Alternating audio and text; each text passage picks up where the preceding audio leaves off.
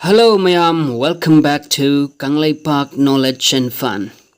Ngasigi video asidi preposition gi matangdani. Preposition si amna confusion leiba adugumba topic amani. Karamba mafamda in sizinagani, on sizinagani, at sizinagani haibna singba confusion mayam am leiko. Aduna video si request ki matungina semjabni. Haurasi Preposition haibasi wahi ama natraga wahi karana punsenba noun pronoun natraga noun phrase ki mamangda sizinaba adugumba wahi ni masina lam mafam matam mari have the relationship ko na chingba utli aduga object pusu sakhang halle mafam natraga jaga takpada sizinaba examples sing haragadi above along around, at, below, over, up, down, near, on, under, etc. Makoisina mafam jaga takpada sizinaba singi marakta yaurabani ko. Adagi matam takpada sizinaba on date and days kumba ko. Tarik kumba numit kumba da sizinaba Tomba married on the 5th of May 2005. Tumbana 2005 ki May tarik mga dalawang ki. I'll come on Thursday. Ay Thursday namita sagol sa namita lakani. The meeting will be held on date 10. Meeting ado una bagi tabaga meeting do tarik tarada pangtuagani habani ko. Ano sida on niko on.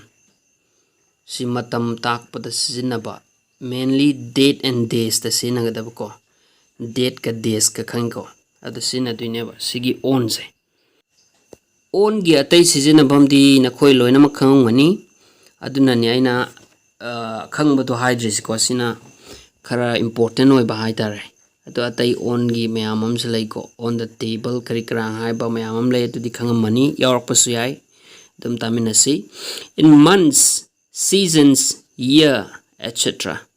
In Nazina, months, seasons sadi pantha man di tha nako year sahi sigumba sing the sinam niko ado atai sinabam zu on gumna dum leiko important oi bukhar tambe wane plop habi di adam ne video macha ji tako I'll visit you in the month of May gi tha duda ai nakoi da kwerak kani bu harsko Many flowers bloom in the spring season. Basanta gi season sida pantha sida lai mayam ama pomi harne.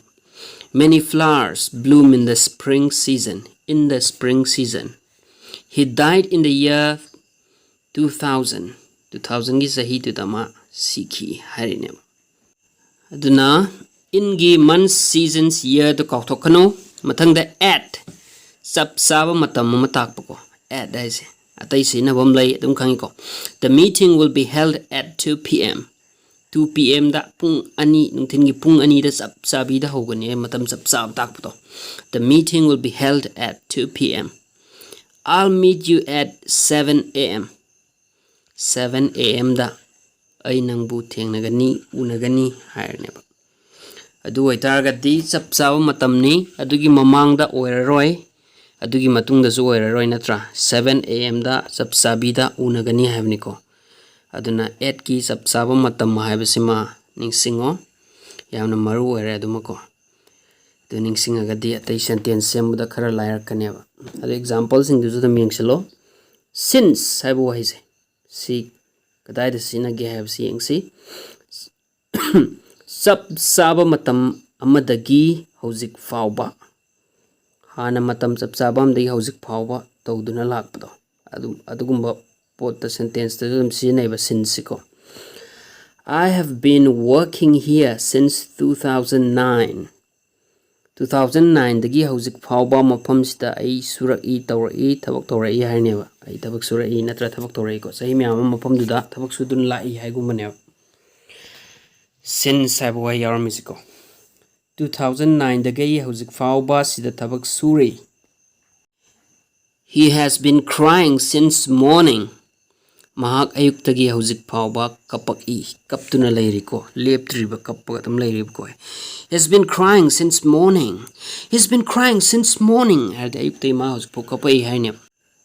4 gi karigumba chapsaba matam khara karigumba chapsaba matam khara da sizinaba I'll be here for 5 days. Ai mafam sida numit mangani laigani hani ko sidadi ibada soi khram matakka keno tawini ko sugumba soi balai sai type torga am thuna type tawgimni na ko sugumba soi badam lai ko aduna I'll be here for 5 days idea ai mafam sida numit mangani laiki gani haini ko adu kangjelo sapsabi matam khara sapsaba matam khara haibisem kangjelo yamaru ere Atai sinabam adum lai I'll work here for 5 days. Ai sida numit mangani thabak sugani. I'll work here for 5 days. Ai sida numit mangani thabak sugani. Sabsabi matam khara ko. Ata 4 gi atai su I'll work for him. Hire sini for example ko. Ai magi damak thabak sugani han. I'll work for him hargati ko. Ai na pirijina limited waina khara. Noida important hoy noina kaya khanjilu do port ki haimni ko.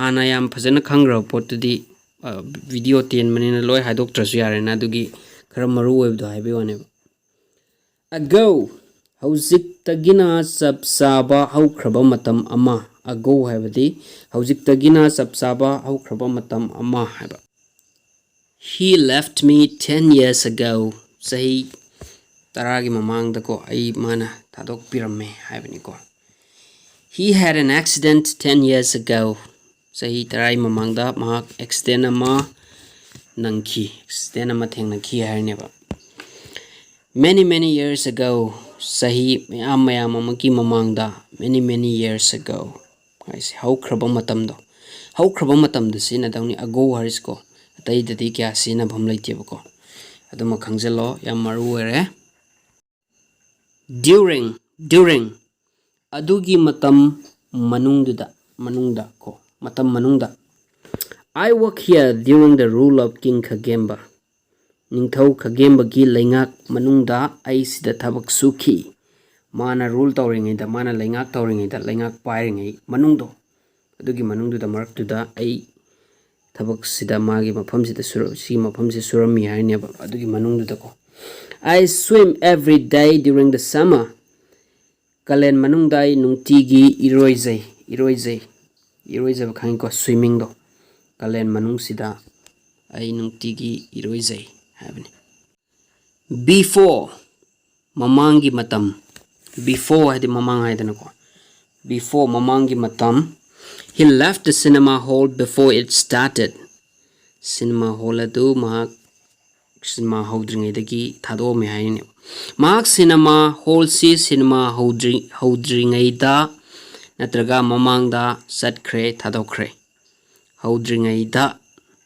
natraga mamangda satkre thadokre mafamdu thado satkre hamni ko cinema do haudringai da aduna ni before hais matam takpagi anamana matam takpai oina sinamne khoi side gi haris ko atai sina bam mayam lei adu oitaraga su anamana matam takpagi oina tammane bang sigis ko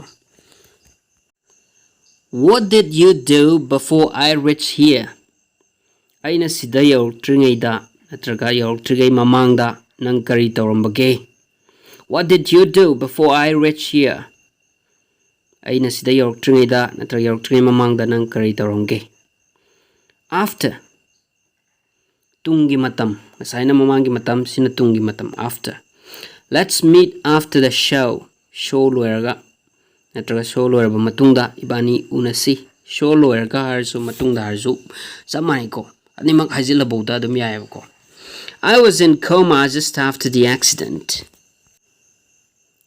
Accident hek thokhiba matungda I coma da laiki coma haidi haiba ngang ba kaim ta da bida mid nong ushalaga ko mid uidraga su panga su kaim ta koin haiba khotpa da reaction kaim pi da ba asi baga chap manana leiba brain dead ki mong da ko Ekta kaino torga wanda harga dum leng da bida tumin laikibdo gyan men ta da bida gyan men ta da bida laikibdo aduni coma harjiko I was in coma just after the accident gi matungda ko until matamdu fauba. Until matamdu fauba. Don't come here until I call you. Aina kauruktrigai sida lakano. Aina kauruktrigai ko sida lakano. Mi ataina kauba kay amta tabi ade ko. Mi na kauba tabi ade mi aman harazu prime minister na harazu kan amta mawalaw de. Aina kauruktrigai sida lakano.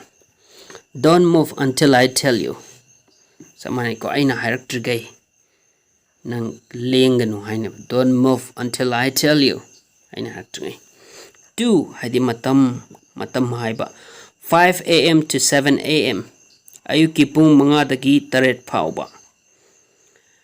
From adugi matam dagi ko. From 9 a.m. to 2 p.m. 9 a.m. dagi 2 p.m. pauba. From dako adugi matam dagi am like ko khangani ko. By adugi matam dagi thengdadana. By adugi matam dagi thengdadabida ko. You should reach here by 9 a.m. sharp.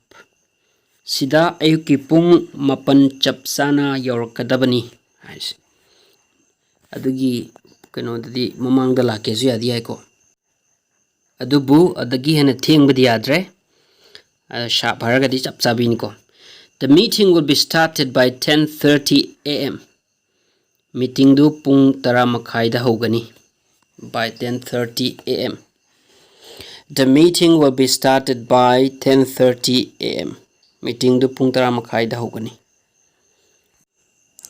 Use of in, into, on, onto, at. In means inside. Saigi matam gida na taba sida topam da tame ko sisumunam ka tasalo. In means inside only, but at could mean inside or in the grounds or just outside. In haibadi manung khak oiba adubu at na manung su oramba yai. Mapan su oramba yai natraga ground da oramba su yai. Haibani ko. Aduna munna khangjilo magi difference to ko. In means inside only. In haibadi manung khaktani. At could mean inside or in the grounds or just outside. Manung doram bayay, mapan doram bayay, ground doram bayay, et kidiko. We can be in or at the sea, a river, lake, swimming pool, etc. Sida in haibadi ising manung da haibani ko. Sigi kuhay sida di ising manung da haibani ko. At the sea, river or lake, sigumbazi haragati near or beside the sea. Manakta ko. Samudra sigi mapanda manakta adugumbada sinaba. At the sea. At the sea haibadi samudra manakta haibani adubu at sea haradi jahas kumbada lay haibani ko. At sea gaktang haragati jahas kumbada layba aduga at the sea haragana mapanda manakta lay haibani ko. Inna position ta'i into na lengba sangba gumba ta'i. In haragadi magi laifam do. Nasaki manung kay habato laifam do. Aduni in na ta'i si. Into haragadi movement gar lay do ko. Lengba khot pa mama lay do bo. Position change do ba lay do ko. Example, pour some water into the jug. Jug manung da ising kra hizalo. Hay ising kra hizan ba ising do manung da zero lang kano to move to chatui natro. Sienda dui natro. Aduni movement lay dana ko. Aduni da location hongdro. Aduna ni into seasonary ko. Put seasonary gadi in or into animak sinabayay. Put haibu haidu yaramagadi ko. Put some water haragadi pour natabi put haramagadi ko. In natraga into animak adum sinabayay. Example, Tomba put his hands in or into his pocket. Mana in haramasusuma put his hands into haramasyara in his pocket haramasyara animak sumew. In can also be an adverb. In can also be an adverb. Adverb oibsya in ziko. Example, come in. Come in have the enter have ni changu have ni get in the into the car. Get in gumba haragana car gumba ki manung sang bado. Come in haragana changu have ko. Get in haragana car gumba sang bado. Adun hai si. On si position natraga movement animak ta sinabiyay. Position da suyay natraga magi movement da sinabiyay. Position nga sagi in na position takputo.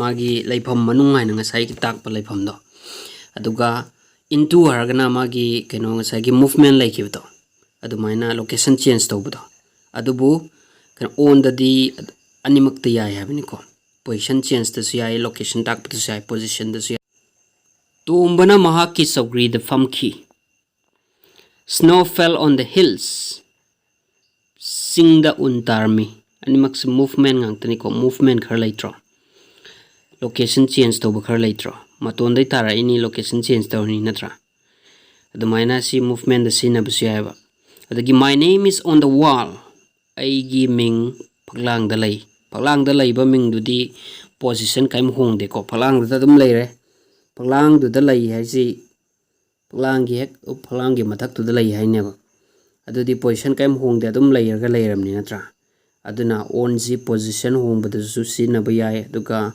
hong da bidha location natra position du ka tang tak pa da su sina ba yai hai ne ba asagi in ga into gi du natabida adugi style natabida ko sina animak bot ta yai hai ne